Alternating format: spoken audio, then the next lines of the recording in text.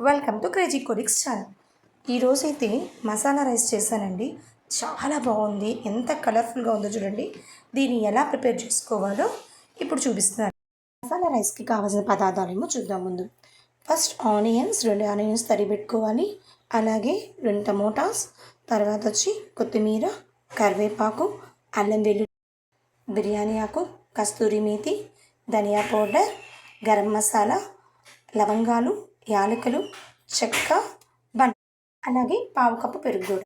Stove వెలిగించి దాని మీద పాన్ బాగా వేడయ్యాక 2 టేబుల్ స్పూన్స్ ఆయిల్ వేసుకొని ఇప్పుడు మనం దాంట్లో 2 బిర్యానీ ఆకు,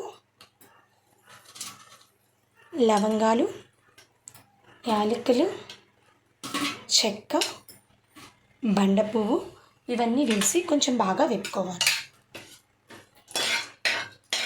ఆయిల్ బాగా వేగాక దాంట్లో ఆనియన్స్, కరివేపాకు వేసి కొంచెం బాగా వేపుకోవాలి. వీటిలో కొంచెం రెడ్డిష్ కలర్కి వచ్చేసరికండి మనం ఇప్పుడు దీంట్లో అల్లం వెల్లుల్లి పేస్ట్ కూడా వేసేద్దాం. అల్లం వెల్లుల్లి పేస్ట్ పచ్చివాసన బాగా పోయేదాకా మనము బాగా చక్కగా వేపుకోవాలి. ఇప్పుడు దీంట్లో కొంచెం కొత్తిమీర, అలాగే మనం ముందుగా కట్ చేసి పెట్టుకున్న టమోటాలు కూడా వేసేసేసి బాగా వేపుకోవాలి. ఇప్పుడు దీంట్లోని మనం కొంచెం పసుపు, దీనికి సరిపడా ఉప్పు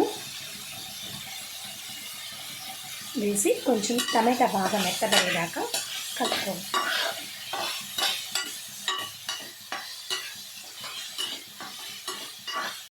ఇప్పుడు దీంట్లోనే మనము కస్తూరి మేతి కూడా వేసేసి కొంచెం బాగా వేపుకుందాం. స్మెల్ ఇంకా చాలా బాగుంటుందండి. ఆ ఫ్లేవర్స్ అన్నీ మనకి చక్కగా మసాలా ఫ్లేవర్స్ అన్నీ కూడా మనకు బాగా రైస్ తినేటప్పుడు చక్కగా తెలుస్తాయి. ఇలాగానే చేసి ఇప్పుడు కొంచెం పావు కప్పు పెరుగు కూడా వేసేసేసి బాగా కలుపుకుందామండి.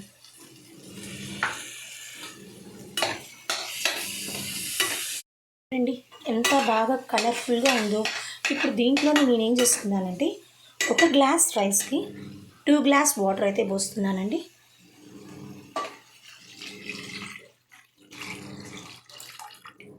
ఇప్పుడు బాగా మరుగుతున్నప్పుడు ఈ వాటర్ మనం ముందుగా తీసుకున్నటువంటి కడిగి పెట్టుకున్నటువంటి బియ్యాన్ని ఇందులో వేసేద్దాం. రైస్ వేసాం కదండి, దీన్ని బాగా కలుపుకొని రైస్ బాగా ఉడుకుతున్నప్పుడే మనం సిమ్లో పెట్టేద్దాం.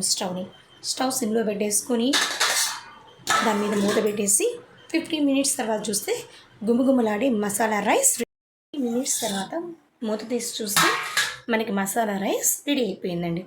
దాని మీద కొద్దిగా కట్ చేసి పెట్టుకున్నటువంటి సన్నగా కట్ చేసుకున్న కొత్తిమీర వేసి సర్వ్ చేసుకోవడమే.